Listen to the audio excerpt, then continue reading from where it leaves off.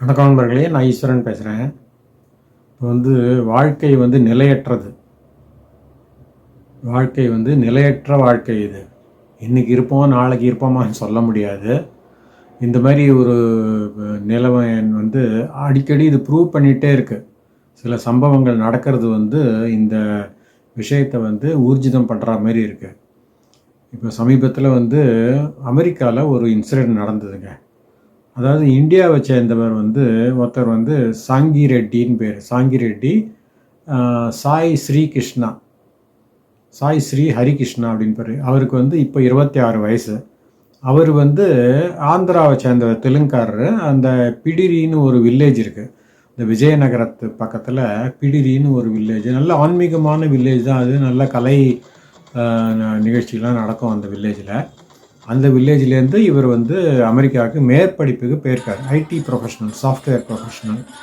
இவருடைய அப்பா அந்த வில்லேஜுக்காரர் தான். அவர் விவசாயியாம். அவர் விவசாயியாக இருக்கார். அவர் பேர் ஸ்ரீனிவாச ராவ் அவர் பேர். அவருடைய மனைவி பேர் ரமாதேவி. இவங்களுக்கு இவர் ஒரே சன்னு தான் போல இருக்குது. ஸோ இவருக்கு நல்ல வாழ்க்கையை கொடுக்கணும்னு சொல்லிட்டு அவங்க உழைச்சி இவரை அமெரிக்காவுக்கு அனுப்பிச்சு அங்கே மாஸ்டர்ஸ் பண்ண வச்சுருக்காங்க. அவர் மாஸ்டர்ஸ் பண்ணிவிட்டு வேலை கிடச்சிருக்கு. இப்போ தான் 2-3 மந்த்ஸ் முன்னால் தான் ஏதோ நல்ல வேலை கிடச்சிருக்கு. அங்கே ஜாயின் பண்ணியிருக்காரு.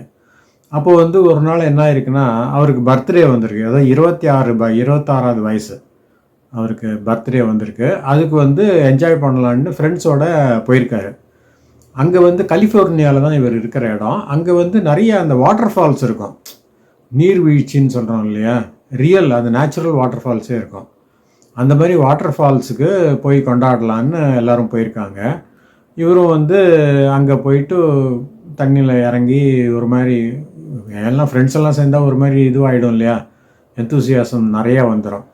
அந்த டயத்தில் என்ன ஆயிருக்குன்னா, அவருக்கு ஸ்விம்மிங் தெரியும், நீச்சல் தெரிஞ்ச ஆள் தான் அவர்.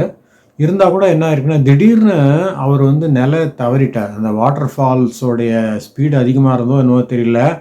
அப்புறம் அந்த லேக்கில் தானே வாட்டர் ஓடும் இல்லையா, அதில் ஏதோ வேர்ல்பூல் மாதிரி வந்திருக்கு. அதாவது இந்த நீர் சுழின்னு ஏதோ சொல்லுவோம் இல்லையா, அதாவது அந்த வேர்ல்பூலுங்கிறதுக்கு நீர் சுழின்னு சொல்லுவோம். அந்த மாதிரி ஒரு சுற்றினே இருக்கும் நீர் ஒரு இடத்துல. ஸோ அதில் நம்ம மாட்டினோம்னா உள்ளே இழுத்துரும் அது நம்மளை. எவ்வளோ தான் எக்ஸ்பர்ட் ஸ்விம்மராக இருந்தாலும் அதை விட்டு வர்றது ரொம்ப ரொம்ப கஷ்டம். ஸோ இவர் அதில் மாட்டின்ட்டார். மாட்டின உடனே என்னாச்சுன்னா, அது இழுத்துருச்சு உள்ளே போயிட்டு. அவர் அதுக்கப்புறம் வெளியே வரவே இல்லை. அவருடைய பாடி தான் வந்திருக்கு. ஃப்ரெண்ட்ஸ் எல்லாம் அலறி அடிச்சுட்டு அவங்கவுங்க யாருமே தண்ணியில் குதிக்கலை. ஏன்னா டேஞ்சர் அது. மேலும் அந்த வாட்டர் அண்டர் கரண்ட்டும் ரொம்ப பவர்ஃபுல்லாக இருந்திருக்குன்னு சொல்கிறாங்க. அதனால் யாருமே தண்ணியில் இறங்கலை. அவங்க எமர்ஜென்சி ஆம்புலன்ஸ் எல்லாம் கூப்பிட்ருக்காங்க. அவங்க வந்திருக்காங்க ஒரு 20 மினிட்ஸில். பார்த்த உடனே எல்லாம் முடிஞ்சு போச்சு. இந்த பாடியை மாத்திரம் அவங்க ட்ரேஸ் பண்ணி எடுத்துட்டாங்க. இப்போ அந்த பாடியை இந்தியாவுக்கு அனுப்புறதுக்கு அவங்க ஏற்பாடெல்லாம் பண்ணிகிட்ருக்காங்க. அங்கே தெலுங்கு அசோசியேஷன் ஆஃப் நார்த் அமெரிக்காலாம் இருக்குது, அவங்களுக்கான அசோசியேஷன். அவங்க மூலம் அந்த மார்டல் ரிமைன்ஸை அனுப்புறதுக்கு ஏற்பாடுகள் பண்ணிகிட்ருக்காங்க. அதாவது இந்த நிகழ்ச்சி கேட்ட உடனே அவங்க அந்த கிராமத்தில், அதாவது பிடிரின்னு கிராமம் இல்லையா, அந்த பிரிடிங்கிற வில்லேஜ், அங்கே ரொம்ப சோகமயமாக ஆயிடுது. ஏன்னா சின்ன வில்லேஜில் எல்லாருக்கும் தெரியும் யூஸ்வலாக. ஸோ இந்த ஃபேமிலியே எல்லாருக்கும் தெரிஞ்சிருக்கு. சரி, இவர் அமெரிக்கா போயிருக்காரு படிக்கிறதுக்கு பையன் அப்படின்னு எல்லாம் தெரிஞ்சிருக்கு. அவங்க அப்பா அம்மாவே எல்லாருக்கும் தெரியும். ஸோ அந்த சடனாக இந்த நியூஸ் வந்த உடனே அவங்க எல்லாம் அப்படியே ஆடி போயிட்டு ஒரு மாதிரி நல்லா குலைஞ்சி போயிட்டாங்க. அவங்க அப்பா அம்மா 2 பேரும் ஒரு கண்ட்ரோல் பண்ண முடியாத ஸ்டேஜுக்கு போயிட்டாங்க அவங்க. ஏன்னா ஆசாசியாக வளர்த்த ஒரே மகன், சின்ன வயசு 26 வயசு, அதுவும் இந்த மாதிரி ஏதோ ஒரு ஆக்சிடெண்ட்டில் உயிர் போயிடுதுங்கிறது யாராலையும் ஏற்றுக்கவும் முடியாது, தாங்கவும் முடியாது. அந்த மாதிரி நிலைமையில தான் அவர் போயிருக்காரு. ஆக்சுவலாக பார்த்தீங்கன்னா, இந்த மாதிரி நிறையா பேர் இந்த ஆந்திர பிரதேஷ்லேருந்து அமெரிக்காவுக்கு போகிறவங்க இந்த மாதிரி ஏதாவது ஒரு ஆக்சிடெண்ட்டோ இல்லை ஏதாவது இன்சிடெண்ட்டு கூட நடந்திருக்கலாம். நடந்து அதில் உயிர் இழந்துடுறாங்க. ஆக்சிடெண்ட்டில் நிறைய பேர் போயிருக்காங்க. அதுக்கப்புறம் சம்டைம்ஸ் ஒரு இன்சிடெண்ட்டில் ஆச்சு. அதாவது ஏதோ ஒரு கடையில் ஒரு 7-Eleven இங்கேயோ ஒரு கடையில் ஒரு நைட் டியூட்டி பண்ணியிருக்கார் பார்ட் டைமாக, கொஞ்சம் எக்ஸ்ட்ரா ஏர்ன் பண்ணலான்னு. அப்போ யாரோ ராபர்ஸ் வந்திருக்காங்க. துப்பாக்கியை காமிச்சு எல்லா கேஷையும் கொடு அப்படின்னு சொல்லி மிரட்டிருக்காங்க. இவர் அதெல்லாம் நான் கேஷ்லாம் கொடுக்க மாட்டேன், ரொம்ப இந்த முதலாளிக்கு ரொம்ப விசுவாசமாக இருக்காருன்னு சொல்லிவிட்டு அந்த கேஷ் பாக்ஸ் மேலே படுத்துட்டாரான், கேஷை கொடுக்க முடியாதுன்னு சொல்லிட்டு. உடனே அவங்க வந்து சுட்டுட்டாங்க, சுட்டு கொன்னுட்டு அப்புறம் அவங்களே கேஷை எடுத்துகிட்டு ஓட்டாங்க.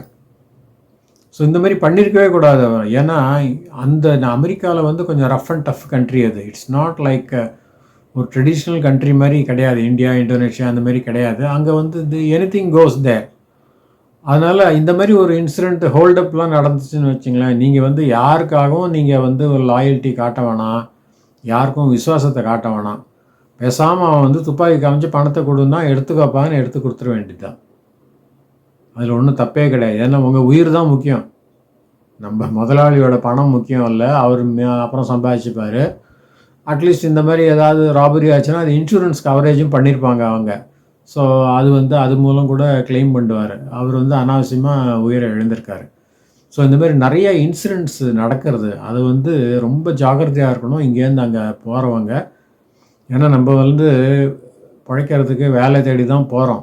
ஸோ அந்த டயத்தில் எந்த விதமான ரிஸ்க்கும் எடுக்கக்கூடாது. இந்த மாதிரி ஒரு அட்வென்ச்சரஸ் ஸ்போர்ட்ஸ்லாம் சில பேர் பண்ணுவாங்க.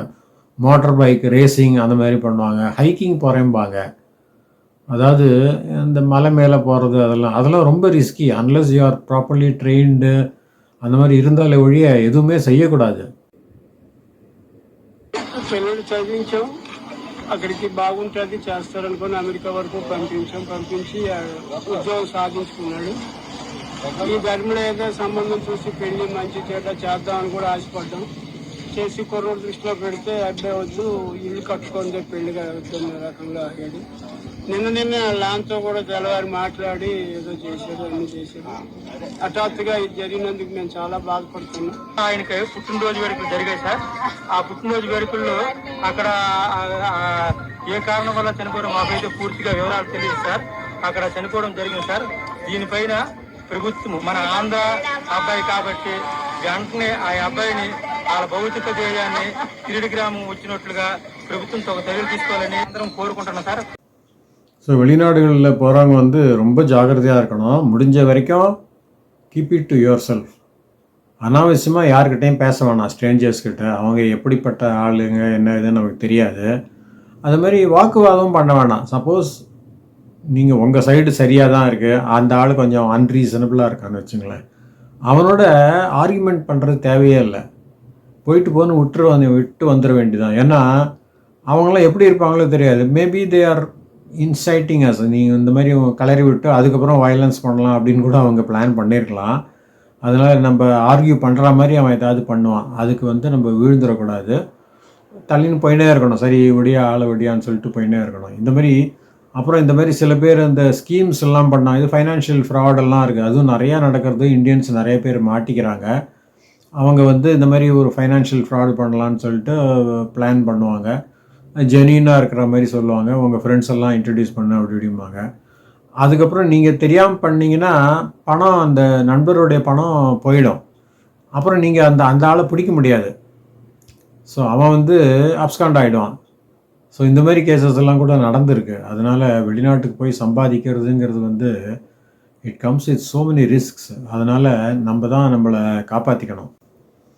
பாருங்கள், 26 வயசு, இது பெரிய வயசே இல்லை. இப்போ தான் ஸ்டார்ட் பண்ணியிருக்காரு. அவர் ரொம்ப சந்தோஷமாக இருந்தாராம், நமக்கு வேலை கிடச்சிடுது அப்படின்னு ஊருக்கெல்லாம் பேசியிருக்காரு அங்கே அம்மா அப்பாவோட. இவங்களும் ரொம்ப சந்தோஷமாக இருந்திருக்காங்க. அவர் வந்து லைஃப்பை ஆரம்பிக்கிறார் இப்போ தான் அப்படின்னு சொல்லிட்டு இவங்க ரொம்ப சந்தோஷமாக இருந்திருக்காங்க. ஆனால் இந்த மாதிரி ஒரு நிகழ்வு நடந்திருக்கு. இது யாருமே எதிர்பார்த்துருக்க முடியாது. இதெல்லாம் தான் அன்சர்டனிட்டிஸ் ஆஃப் லைஃப்னு சொல்கிறது நம்ம. ஸோ நம்ம என்னமோ ஒரு சின்ன சின்ன விஷயத்துக்கு சண்டை போட்டுக்கிறோம். ஜாதிக்காக சண்டை போடுறோம், மதத்துக்காக சண்டை போடுறோம், மொழிக்காக சண்டை போடுறோம், இனத்துக்காக சண்டை போடுறோம். இந்த மாதிரி வேறுபாடுகளை வந்து நம்ம வளர்த்துட்டே இருக்கோம். ஆனால் லைஃபுடைய அன்சர்டனிட்டியை நம்ம ரியலைஸ் பண்ணோம்னா இந்த விஷயத்துக்கெலாம் நம்ம கவனமே செலுத்த மாட்டோம். அதனால் இப்போ வர்றவங்க வந்து இதெல்லாம் ஞாபகம் வச்சுக்கணும். லைஃப்பில் வந்து முக்கியமானது என்ன, உயிரோடு இருக்கணும். அதுதான் மெயின். மீதி தான் அதுக்கப்புறம் தான் நம்ம ஜாதி என்ன, மதம் என்ன, அதை பற்றி நம்ம அதுக்கப்புறம் பேசலாம். அதனால் உயிரோடு இருக்கிறதுக்கு முயற்சி பண்ணணும். முடிஞ்ச வரைக்கும் நம்ம சேஃப்டியை நம்மளே வந்து கேர் பண்ணிக்கணும். அதுதான் நம்ம விரும்புகிறது. மீண்டும் இன்னொரு வீடியோவில் சந்திக்கலாம். நன்றி, வணக்கம்.